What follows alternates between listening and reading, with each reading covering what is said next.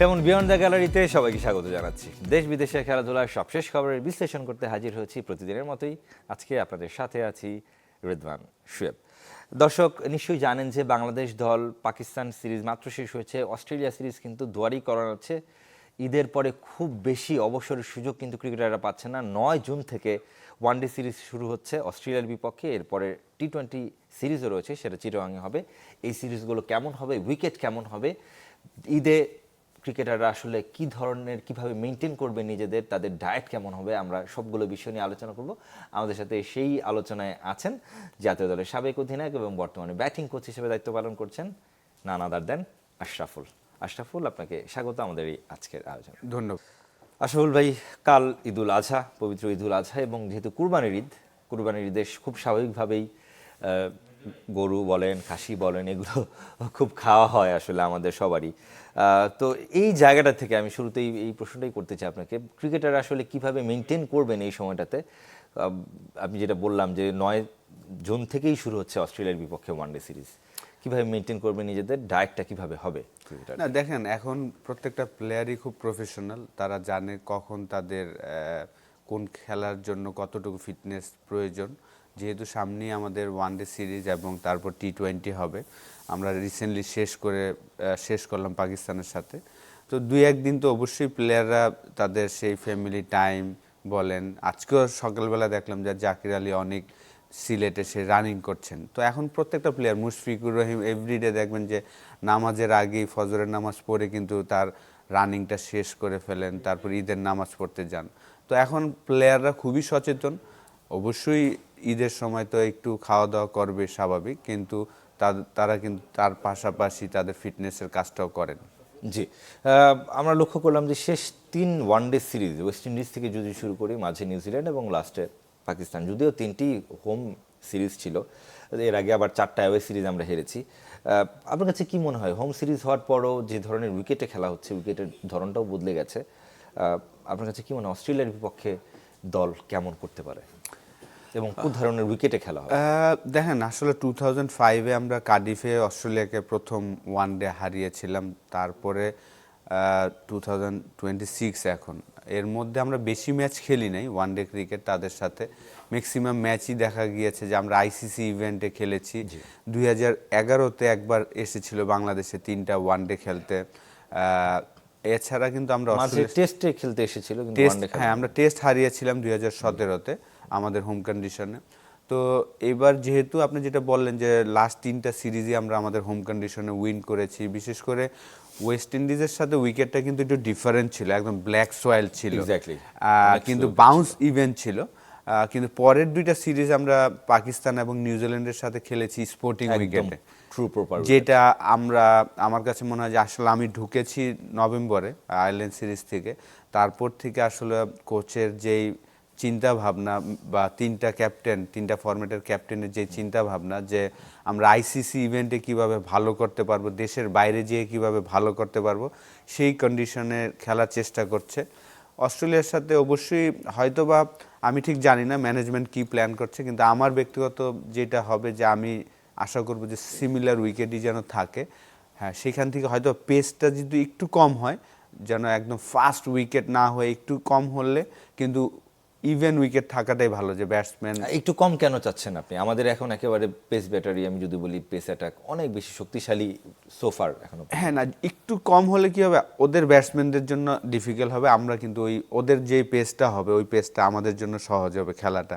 এটার জন্য আমি পেসটা হয়তো বা একদম ফাস্ট পেস চাচ্ছি আর কি। আমি ব্যক্তিগত, এটা তো আমি টিমের পার্ট, ওইটা ওনারা চিন্তা করবেন, কিন্তু আমি বাইরের অ্যাজ এ এক্স ক্রিকেটার হিসাবে আমার কাছে মনে হয় যে উইকেটটা ট্রু ফাস্ট না হয়ে একটু স্লো হলে, কিন্তু বাউন্স যেন ইভেন থাকে, তাহলে আমাদের জন্য ভালো হবে।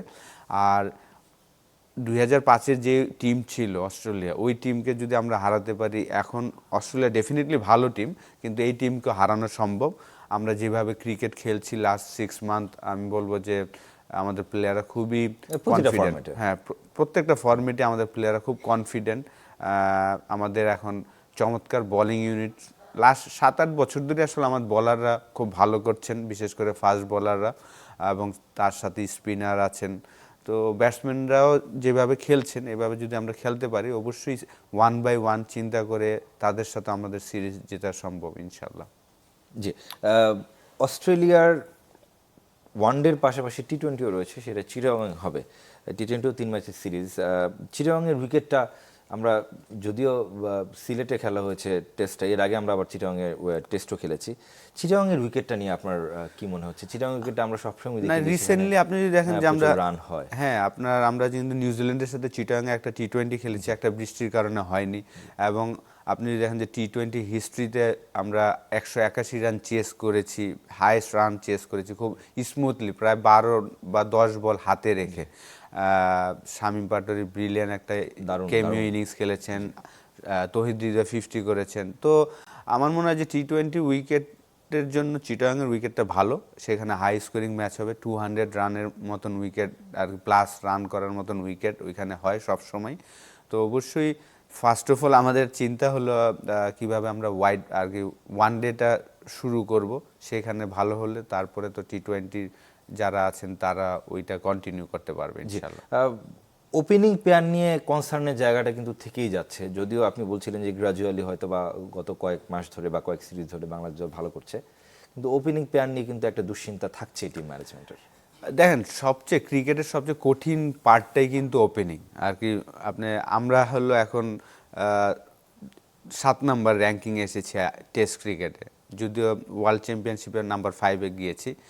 তো আমরা যার সাথে খেলি আমাদের থেকে বেটার অপোনেন্টের সাথে খেলি, এবং তাদের বেটার বলাররা কিন্তু থাকে নতুন বলে। তো নতুন বলে ব্যাটিং করাটা সবচেয়ে কঠিন, কিন্তু সবচেয়ে ভালো ব্যাটাররাই তো মানে হ্যাঁ, কিন্তু আপনি যদি দেখেন যে হোয়াইট বলে কিন্তু তানজিম তামিম চমৎকার খেলছেন। আপনার ওয়ানডে ক্রিকেটে যদি আমরা দেখি যে লাস্ট 6টা ওয়ানডের মধ্যে একটা 100, 2টা বিগ 50 আর কি 30 বলে 50-60 করে কিন্তু ম্যাচ উইনিং পারফরমেন্স আছে। তো একদিক দিয়ে তানজিম তামিম ভালো করছেন, সাইফ হয়তো বা পার্টনারশিপ করছেন, বড় রান করেনি। আপনি যদি দেখেন যে নিউজিল্যান্ডের সাথে নকআউট গেম, যেটা থার্ড ম্যাচ, 100 রানের একটা পার্টনারশিপ করেছিল, ওইখানে সে 36 করেছিল। অনেক সময় ম্যানেজমেন্ট কিন্তু এই জিনিসগুলো কাউন্ট করে যে আসলে পার্টনারশিপটা কেমন হচ্ছে, কারণ ওপেনিংয়ে হয়তো বা একজন বড় রান করবে, আরেকজন পার্টনারশিপ করছেন। সাইফ যেহেতু খেলছেন কন্টিনিউ, এবং সৌম্য সরকার লাস্ট সিরিজেও খেললেন, আনলাকি যে আর কি বড় রান করতে পারেনি, কিন্তু যতক্ষণ খেলছিল মনে হচ্ছিল যে কনফিডেন্ট ব্যাটিং করছে। তো আশা করব যে অস্ট্রেলিয়ার সাথে তারা ভালো করবেন। ব্যাটিং কোচ হওয়ার পর থেকে আপনি দলের কি কি পরিবর্তন লক্ষ্য করেছেন, এবং আপনি নিজে আসলে কতটুকু পরিবর্তন করতে চেয়েছেন ক্রিকেটারদের মানসিকভাবে কিংবা টেকনিক্যালি? দেখেন, যেহেতু আমি টিমের পার্ট হয়েছি প্রথমে টেস্ট ম্যাচ দিয়ে, ওইটা 99 ম্যাচ ছিল মুশফিকুর রহিমের, তারপরে টেস্ট ম্যাচটা 100তম টেস্ট ছিল। তো 3টা ফরম্যাটের সবচেয়ে এক্সপিরিয়েন্স একটা দল আমার কাছে মনে হয়েছে টেস্ট ক্রিকেটে।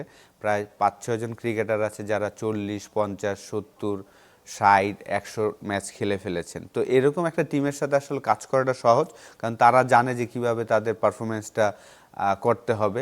তো আমার যেই কাজটা ছিল, আমার যেই এক্সপিরিয়েন্সটা শেয়ার করার, যে প্রত্যেকটা ব্যাটসম্যান, এটা আমি সবসময় সবার জন্যই বলে থাকি, যে আমরা দেখবেন যে যখন শুরু করি 20-25টা বল কিন্তু খুব ফোকাস আর কি ক্লিয়ার মাইন্ডে খেলি।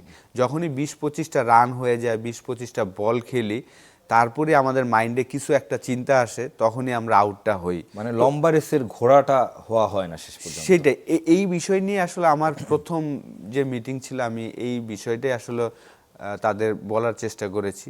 যেহেতু আমি রিসেন্টলি 6-7 মাস আগেও আমি ইংল্যান্ডে প্রায় 4 মাস ক্রিকেট খেলে এসেছি, তো লাস্ট 2 সিজন আমার খুব ধারাবাহিকভাবে আমি পারফর্ম করেছি ইংল্যান্ডে।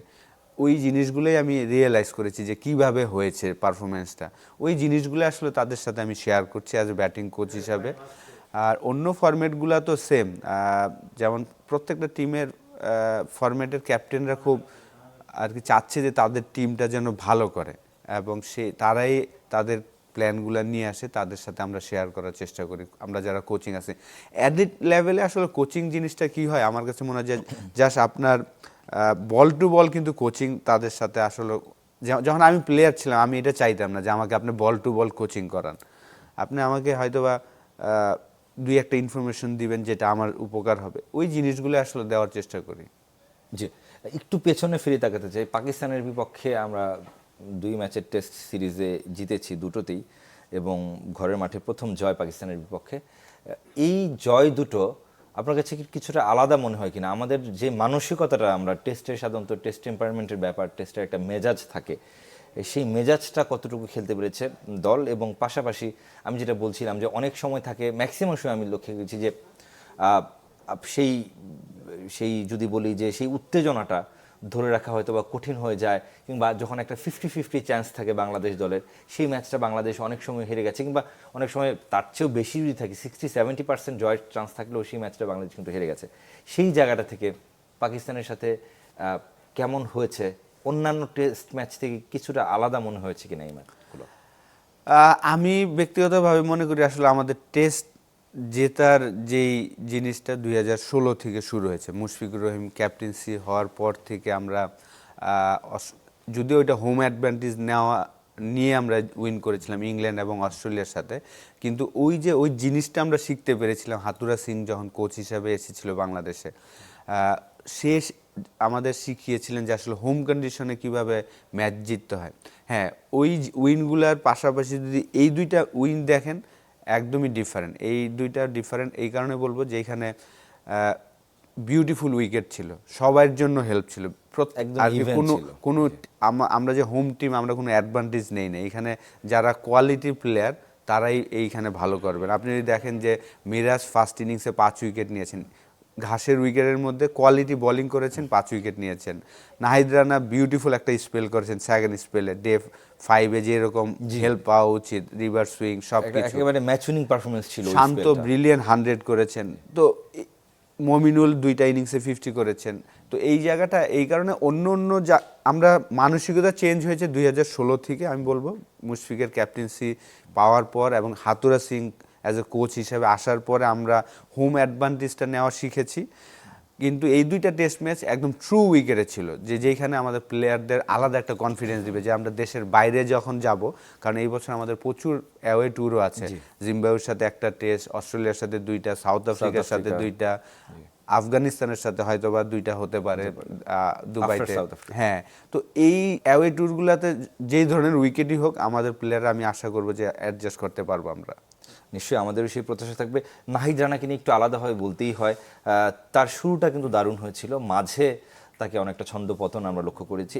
ইদানিং এসে আবার আমরা লক্ষ্য করলাম একেবারে পিএসএল থেকে বলুন কিংবা জাতীয় দলের জার্সিতে বলুন, দুর্দান্ত পারফরমেন্স নিয়ে করেছেন। তার এই ব্যাকফুট থেকে আবার ফ্রন্ট ফুটে আসা, আবার নিজেকে আবার মেলে ধরা, সেটার পেছনে রহস্যটা কি অবশ্যই জানবো। সুইমিং করছেন, এই যে সিরিয়াসনেসটা এবং এই চিন্তা ভাবনাটাই তাকে সামনের দিকে নিয়ে যাবে। এবং তিনি চাঁপাইনবাবগঞ্জ থেকে এসেছেন। তা আমরা সাধারণত লক্ষ্য করে থাকি যে দক্ষিণাঞ্চল থেকে যারা অনেক বেশি অ্যাথলেট, বলুন শুধু ক্রিকেটের ক্ষেত্রে না, অন্যান্য খেলাধুলার ক্ষেত্রেও অনেক বেশি অ্যাথলেট প্রডিউস করে দক্ষিণাঞ্চল, কিন্তু তিনি এসেছেন কিছুটা ব্যতিক্রম। চাঁপাইনবাবগঞ্জে খুব বেশি অ্যাথলেট কিন্তু বাংলাদেশের নেই। একটু ভিন্ন প্রসঙ্গে যেতে, যেহেতু কালকে ঈদ, ঈদকে নিয়ে পরিকল্পনা আপনার কি আশরাফুল? আমাদের সাথে সবসময় ঈদের প্রোগ্রামে আপনাকে দেখা যায়। জি অবশ্যই, রোজার ঈদেও আপনাদের সাথে ছিলাম। 22 তারিখ আমার একটা ছেলের সন্তান হয়েছে আমাদের ফ্যামিলিতে। তো আমার 1 মেয়ে 2 ছেলে, যেহেতু আমরা জয়েন্ট ফ্যামিলি, ভাইয়ার 2টা মেয়ে 1টা ছেলে, আম্মা আব্বা তো মারা গিয়েছেন, আনন্দ অনেক বেশি বেড়ে গেছে। তো সবাই মিলে ভোর 6টার সময় ভাইয়া 2টা গরু নিয়ে এসেছেন কুরবানির জন্য। সারা রাত উনি, আপনার সেই ঝামেলা পোহাতে হয়? আমার তো আসলে এই জিনিসটা করতে হয় না। আগে তো আমাদের বাসার চারদিকে গরুর হাট থাকতো, লাস্ট 2 বছর ধরে এটা বন্ধ করে দিয়েছেন। তো এইবার ভাইয়া গরু আনতে গিয়ে প্রায় 6টা হাটে ঘুরে তারপর ভোরবেলায় গরু নিয়ে এসেছেন। তো ফ্যামিলির সাথে থাকবো, যেহেতু অল্প সময়, কিছুদিন পরে আবার অস্ট্রেলিয়া আসবে, তো ফ্যামিলিকে সময় দিব। জি, অস্ট্রেলিয়া আসবে আপনি বলছিলেন। অস্ট্রেলিয়া আমাদের ক্যাম্পটা আবার কবে থেকে শুরু হচ্ছে, এবং অন্যান্য যারা কোচিং স্টাফের সদস্যরা আছেন তারা ইতিমধ্যে মানে সবাই আসলে আমাদের হেড কোচ, তারপর pace bowling coach, fielding coach, ওনারা হয়তো বা 4 তারিখে আসবেন। আমাদের ঢাকা প্রিমিয়ার লিগের খেলা আছে ঈদের পরপরই, 2টা ম্যাচ খেলার অপরচুনিটি পাবেন হয়তো বা প্লেয়াররা। তারা খেলবেন কিনা? খেলবেন, হ্যাঁ।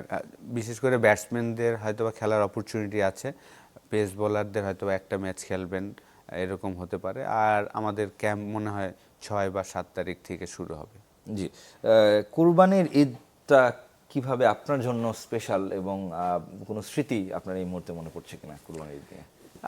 না, দুঃখের একটা স্মৃতি আছে। আমরা 2003-এর ওয়ার্ল্ড কাপ যখন আমরা খেলতে গিয়েছিলাম, ঈদ ছিল, সে ঈদের আগের দিন আমরা কানাডার সাথে হেরেছিলাম। ওইটা একটা দুঃখের একটা ঈদ ছিল। আর ওভারঅল আরেকটা ঈদ, আমার সেকেন্ড ঈদ করেছিলাম দেশের বাইরে। প্রথম ঈদ তো আসলে 2000 সালে আন্ডার-19 ওয়ার্ল্ড কাপ খেলতে গিয়েছিলাম শ্রীলঙ্কাতে। রোজার ঈদ ছিল, ঈদের দিন নামাজ পড়ে আমরা প্র্যাকটিস ম্যাচ খেলেছিলাম।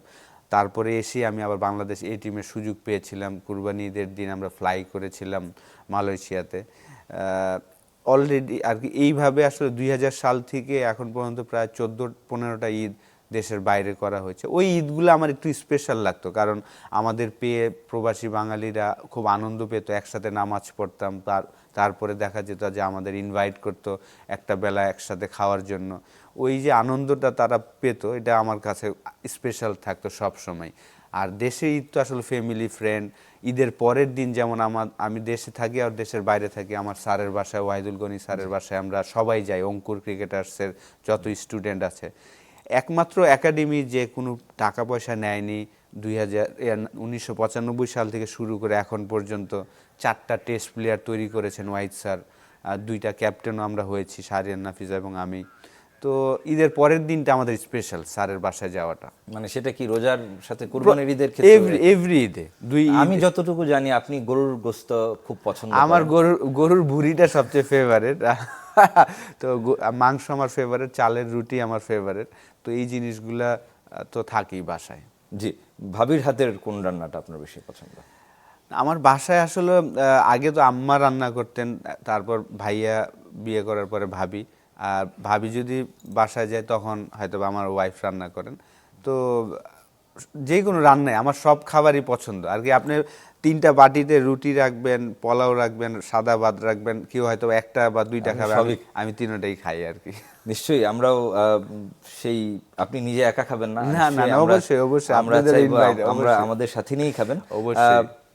এমনিতে আপনি যেটা বলছিলেন যে ওয়াহিদুল গনি স্যারের বাসায় যাওয়া হয়, কোনো সতীর্থদের সাথে কোনো আগে যাওয়া হইতো, আগে জাভেদ ভাইয়ের বাসায় রেগুলার যাওয়া হইতো। জাভেদ ভাইয়ের বাসায় আমি যতটুকু জানছি এখনো পর্যন্ত সেই আনুষ্ঠানিকতা কিন্তু হয়। হ্যাঁ, জাভেদ ভাইয়ের বাসায় আগে যাওয়া হতো। আগে যেমন সুমন ভাইয়ের সাথে রেগুলার কথা হইতো যখন আমরা প্লেইং লাইফে, সুজন ভাইয়ের সাথে কথা হইতো ঈদের দিন, সবাইকে আসলে ঈদ মোবারক জানানো হইতো। এখন ওই জিনিসটা একটু গ্যাপ হয়ে গিয়েছে। জি, একটু ভিন্ন প্রসঙ্গে যেতে চাই আশরাফুল, আমরা একটু যেতে চাই রাজধানীর আদ্দিন হাসপাতালে। নিশ্চয়ই একটা দুঃসংবাদ পেয়েছে দেশবাসী ঈদের আগের দিন, 6 শিশুর মৃত্যু হয়েছে সেখানে। সেটা নিয়ে ব্রিফ করছেন সংশ্লিষ্টরা, আমরা সেখানে চলে যেতে চাই সরাসরি। এটা কি আসলে কি কারণে হয়েছে এটা আমাদের তদন্ত করে দেখতে হবে, কারণ আমরা এখন পর্যন্ত তদন্ত করার কোনো সুযোগই পাইনি। আমাদের আইন বিশেষজ্ঞ যারা আছেন এবং বিভিন্ন সেক্টর থেকে অনেকে এসেছেন, ডিজি হেলথ থেকে এসেছেন, আমাদের ডিজি স্যার এসেছেন, প্রশাসনের অনেকে এসেছেন, সবাই কিন্তু এটা তদন্ত করে বের করবে যে কি কারণে হলো। একসাথে 6টা বাচ্চা মারা যাওয়ার ঘটনা আদ্দিন হসপিটালের বিগত কখনোই এই হয়নি। এই হসপিটাল 1997 সাল থেকে আমরা কাজ করছি এবং আমরা প্রচুর ডেলিভারি করে থাকি এবং এই ডেলিভারিও খুব সুস্থভাবে হয়েছে। আমরা আসলে আমরা সব সময় চেক করি এসি লিকেজ ছিল কি না ছিল, এই বিষয়টা কিন্তু এখনো তদন্ত করে বের করতে হবে। আমরা কিন্তু আমাদেরকে সুযোগ দিতে হবে এবং ফরেনসিক টিম এসেছে, তারা এই বিষয়টা দেখছে। না না না, এইখানে আমি কনফিডেন্টলি বলতে পারি এখানে শুধুমাত্র 6টা বাচ্চাই মারা গেছে, আর বাকি 5টা শিশু ভালো আছে, তারা এনআইসিইউতে চিকিৎসাধীন আছে। এটা কিন্তু এই ঘটনার সাথে রিলেটেড না, এটা আগে থেকেই ছিল। রাত 12টা থেকে শুরু হলো, রাত 12টা থেকে শুরু হলো। সবচেয়ে বড় অভিযোগ ছিল রাত 12টা থেকে একটা শিশু সাফোকেশনে মারা গেছে।